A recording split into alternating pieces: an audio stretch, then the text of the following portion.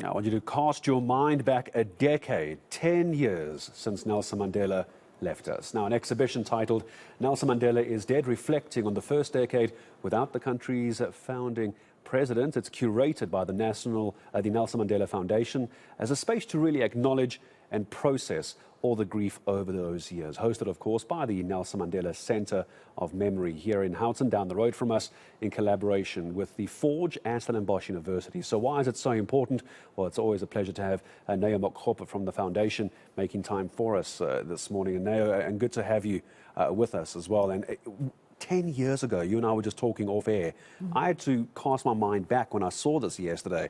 It's been a decade already. It's hard to believe.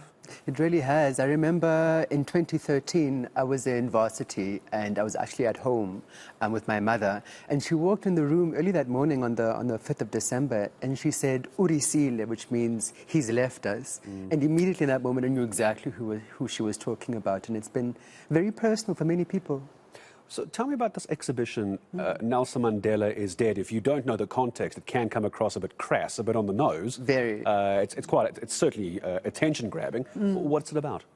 So we were reflecting on some of the questions that we've been receiving over the past couple of months and really years since Madiba has passed away. And many of them have been around, what would he have said if he was here? What would he do? What would he think? What would he think, you know? And it really points to this kind of savior politic that South Africa has, where we're always waiting for a savior. And so through this exhibition, we're wanting to reflect on the reality that nobody is coming to save us, that we need to kind of stand up for ourselves, that the sun is dead, and we must be each other's warmth and light now, you know? And yeah, so through this exhibition, we're looking at kind of notions of presence and absence, legacy, how the legacy lives on through you, what commitments people in South Africa can make to really, what's the word, redeem the promise of 1994.